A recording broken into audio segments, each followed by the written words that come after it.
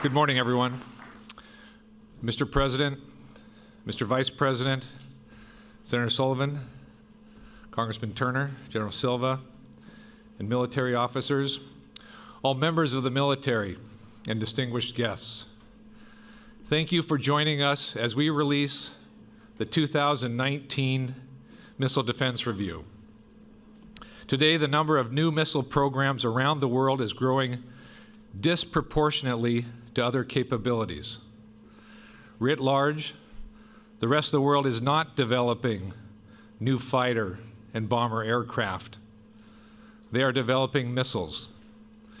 The sheer proliferation of offensive missile capabilities, more than 20 nation states today in 2019, makes this review timely and essential.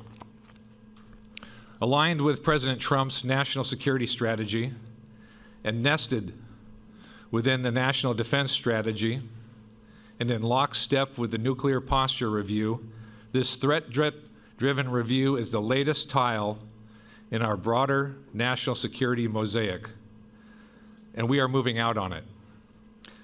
America's competitors, including China and Russia, are increasing their existing missile system capabilities, adding new and sophisticated missiles to their arsenals, including hypersonic missiles and advanced cruise missiles, and integrating these more effectively into their political intimidation, anti-access, area denial efforts, and war planning. While we are forging a new path to peace on the Korean Peninsula, North Korea's missiles remain a significant concern. So do Iran's. Make no mistake, our current defense capabilities are effective for their purpose, and our competitors know it. Frustrated by our mid-course defenses, they are aggressively pursuing new technologies to circumvent today's systems. These new technologies produce new threats, and these threats are harder to see, harder to track, and harder to defeat. To our competitors, we see what you are doing, and we're taking action. The Missile Defense Review calls for necessary investment to maintain our ground and sea-based missile defenses. From more interceptors to new kill vehicles, to improved coverage of priority regions like the Indo-Pacific. At the same time, we are focused on new capabilities for new threats. This includes hypersonics, space-based sensors, and directed energy for boost phase missile intercept. It includes a policy shift towards greater integration of offensive and defensive capabilities, because missile defense necessarily includes missile offense. For decades, the U.S. led the world in hypersonics research and deliberately chose not to weaponize these systems. China and Russia have chosen differently. Our nation does not seek adversaries, but we will not ignore them either. We refuse to be bound by geography. Our new space-based sensor layer will give us persistent, timely, global awareness. These capabilities will remove adversaries' ability to coerce us or our allies and partners. Congress has wisely mandated just such a capability. Rest assured you will see this priority reflected in our upcoming budget request. We are not interested in keeping pace with the emerging threats. We want to outpace them. This requires not just defensive weapons, but a host of enabling technologies that will allow us to integrate missile defense mission across our department. Mr. President, we are ready for this task. This is the Department of Get Stuff Done. From the Missile Defense Agency to the Space Force and across the Joint Force, we're all a part of the missile defense mission now. We will work hand in hand with our industrial base, national labs, and academia. We will work with our allies and partners from Asia to the Middle East to Europe to broaden the shield, from Japanese co-development of a new interceptor to our work with NATO to counter shared missile threats. Like us, our allies and partners have recognized the threat. With us, they have and will share the burden of answering it. In a time of great power competition, we will uphold our solemn duty, just as we've done in the past. We will defend the homeland, our deployed forces, and our allies and partners. We will deter potential adversaries and create the diplomatic space to solve complicated problems. I'll close with President Kennedy's words from 1962. The greatest danger of all would be to do nothing. Today's capabilities are dramatically different, but the logic remains the same. That's why President Trump has made missile defense a top national security priority. Directing this review in the first week of his administration, along with Vice President Pence, he has elevated this issue across our government, with our allies, but most of all, in the eyes of the American people. President Trump and Congress have given DoD the necessary authorities, resources, and support to meet these challenges. And this department will not let him or the American people down. Now it is my privilege to introduce Vice President Pence.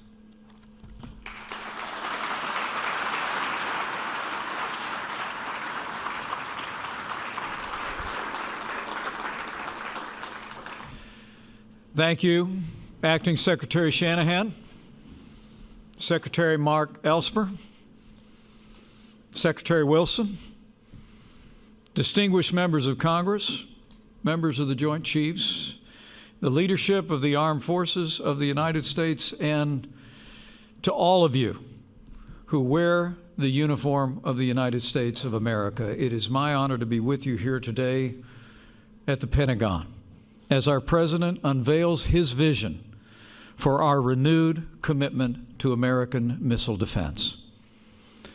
As Commander-in-Chief, President Trump has no higher priority than the safety and security of the American people. And it's frankly the greatest honor of my life to serve as Vice President to a President who cares so deeply about the men and women of our armed forces and their families. Today, along with all of you, our hearts and our prayers are with the families of the fallen American heroes who were lost in Syria yesterday, as well as those service members who were wounded. We honor their service, and we will honor the memory of the fallen. And their families and our armed forces should know their sacrifice will only steel our resolve that as we begin to bring our troops home, we will do so in a way that ensures that the remnants of ISIS will never be able to reestablish their evil and murderous caliphate.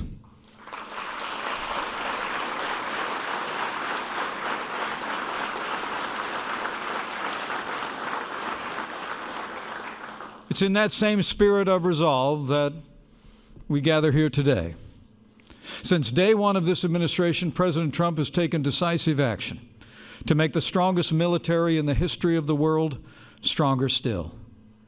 Working with members of Congress in both parties, we're rebuilding our military, restoring the arsenal of democracy. And last year, President Trump signed the largest investment in our national defense since the days of Ronald Reagan, including the largest military pay raise in nearly a decade.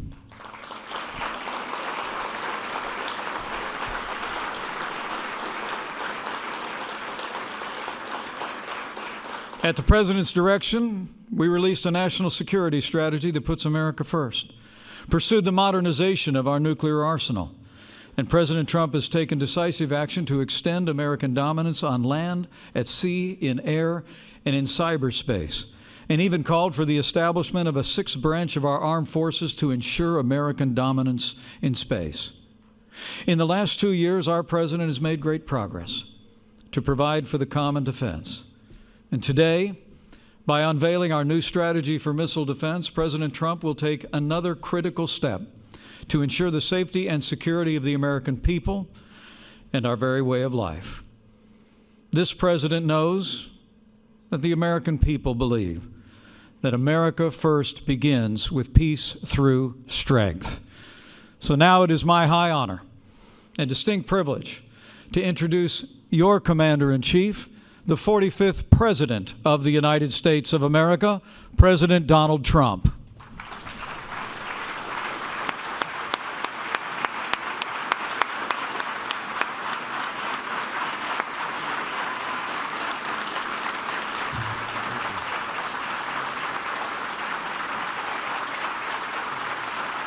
Thank you. Wow.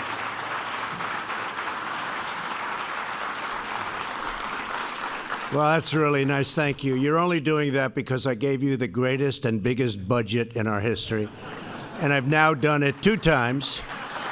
And I hate to tell the rest of the world, but I'm about to do it 3 times. So that's the only reason you gave me such a nice welcome. Thank you very much. And thank you to Vice President Pence for that wonderful introduction. It's an honor to be at the Pentagon with so many distinguished military leaders, and I especially want to recognize our acting Defense Secretary, Patrick Shanahan. He's been fantastic, wherever you may be, Patrick. Thank you. Thank you. We have the finest weapons in the world, and we're ordering the finest weapons in the world that you can be sure of. We're here to present the results of my administration's missile defense review. Our goal is simple: to ensure that we can detect and destroy any missile launched against the United States anywhere, anytime, any place. As we all know, the best way to keep America safe is to keep America strong, and that's what we're doing, stronger than ever. Joining us for today's presentation are great champions of missile defense in Congress, Senator Dan Sullivan, my friend, thank you, Dan, very much, and Representative Mike Turner. Thank you, Mike. Thank you very much. Also joining us from the Department of Defense are Acting Deputy Secretary of Defense David Norquist. David, thank you.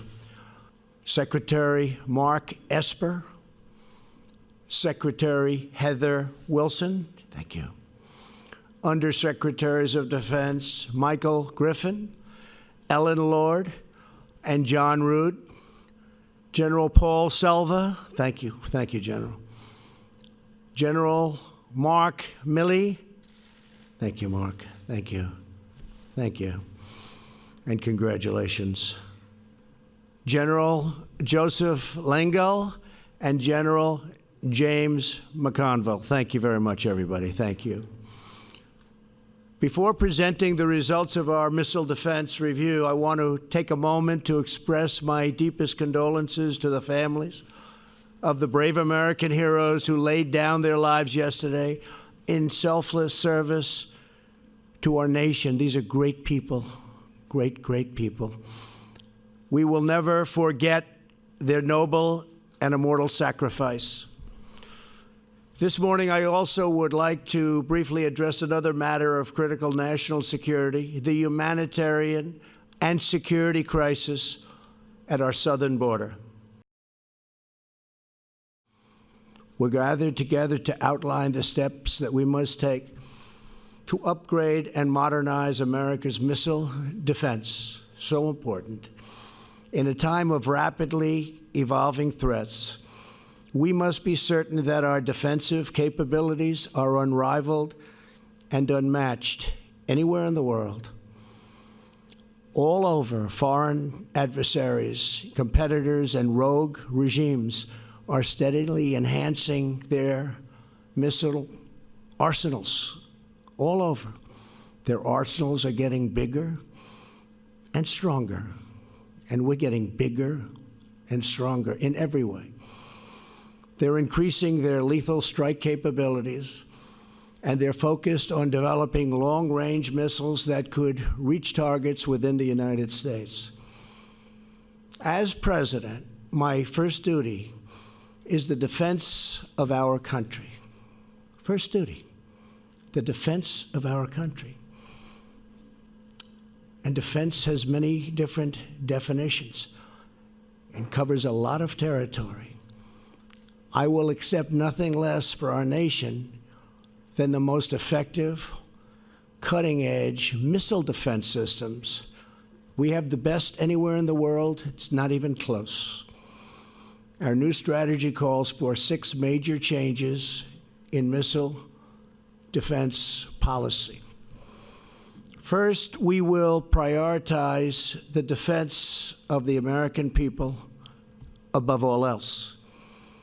Our review calls for 20 new ground-based interceptors at Fort Greely, Alaska, and new radars and sensors to immediately detect foreign missiles launched against our great nation.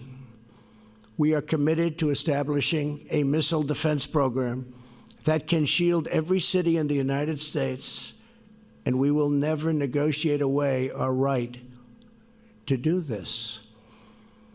Second, we will focus on developing new technology, not just investing more money into existing systems.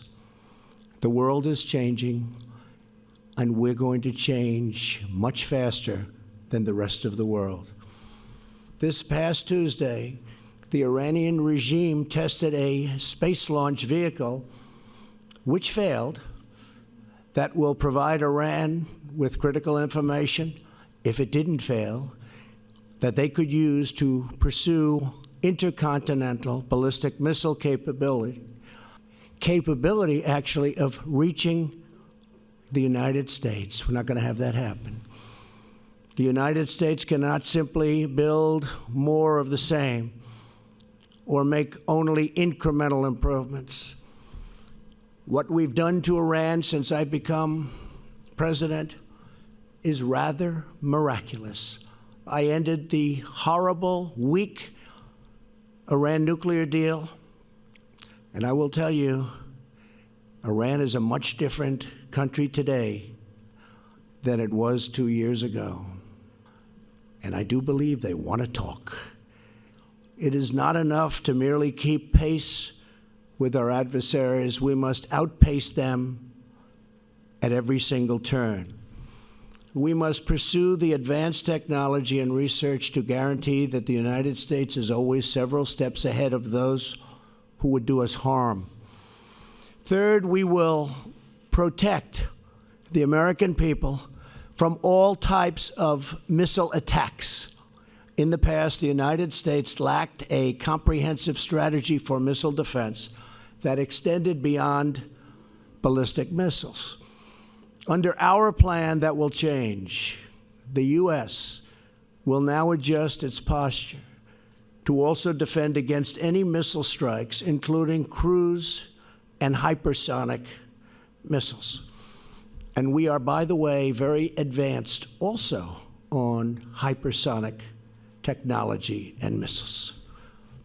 We will always be at the forefront of everything. Fourth, we will recognize that space is a new warfighting domain, with the Space Force leading the way.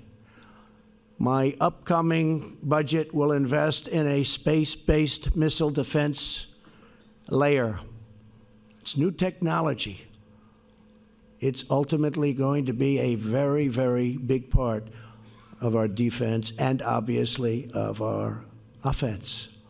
The system will be monitored, and we will terminate any missile launches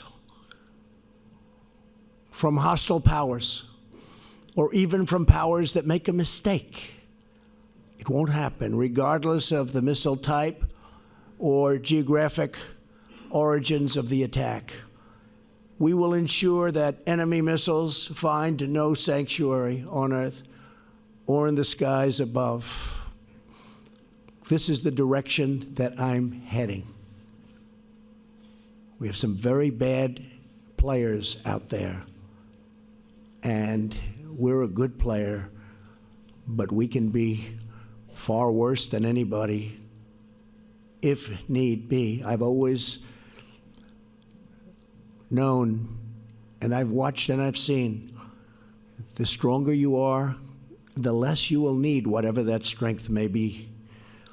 Fifth, we will remove bureaucratic obstacles to dramatically speed up the acquisition and deployment of the new technology. And sixth, we will insist on fair burden sharing with our allies. I've made it clear we are protecting many, many wealthy countries. One country, they said, has an unsustainable cash flow. In other words, they make so much money they don't know what to do with it. I said, send it our way. We're protecting you. Send it our way. We protect all of these wealthy countries, which I'm very honored to do. But many of them are so wealthy they can easily pay us the cost of this protection. So you'll see big changes taking place. And we've had great talks with countries, friendly talks. One of them said, Mr. President, yes, we will work with you. But for 30 years, nobody's ever asked. I said, now we're asking. Took a long time. I said, now we're asking. And that allows us to spend much more money than these incredible budgets where it's just money going out and not coming back. So wealthy countries that we're protecting are all under notice and all cooperating very nicely. I would say they probably liked other presidents more than me, but that's okay. I don't blame them. I would too.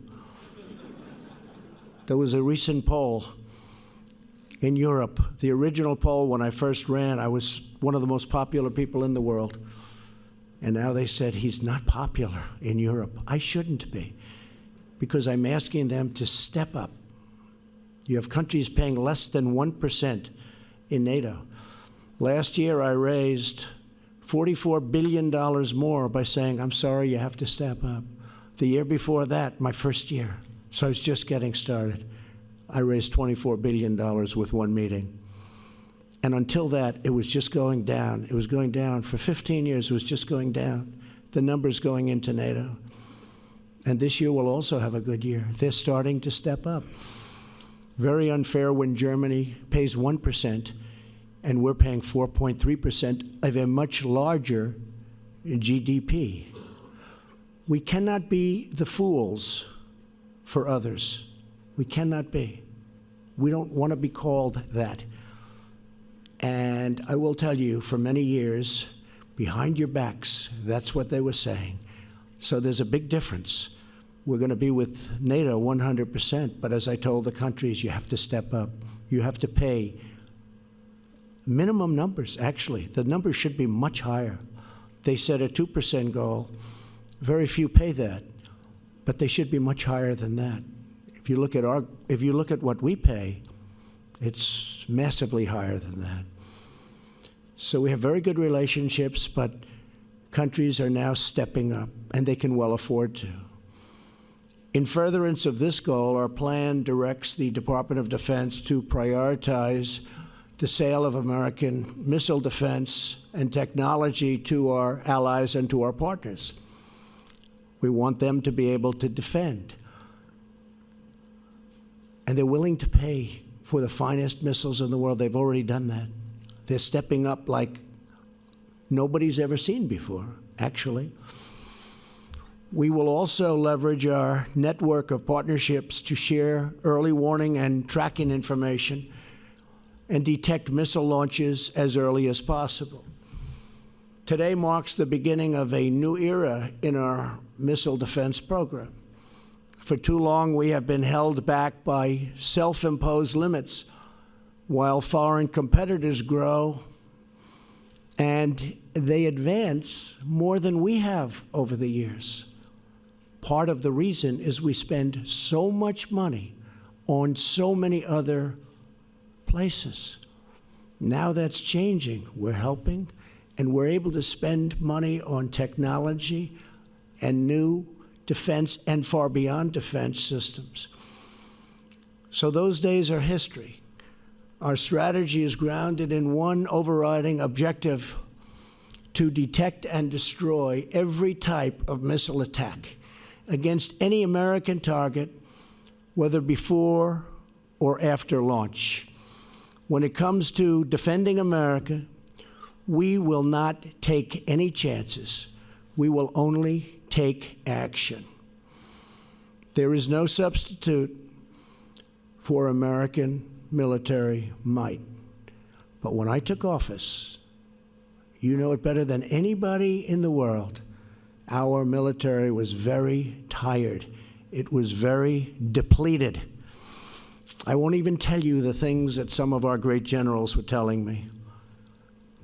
And now it's being rebuilt at a rapid rate, and very shortly will be more powerful than ever before. And that's the way it has to be. And as I said, the more powerful it is, the less likely it is that we'll ever have to use it. But it will soon be more powerful than ever before. Today, we reaffirm that a strong America remains the best way to prevent conflict, promote peace, preserve freedom, and protect our great people.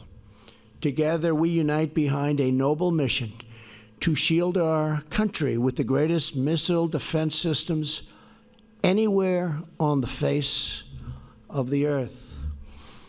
I want to thank you again to the men and women of the American Armed Forces, special people. And the citizens of our country know that and acknowledge that, far more so than you would ever know.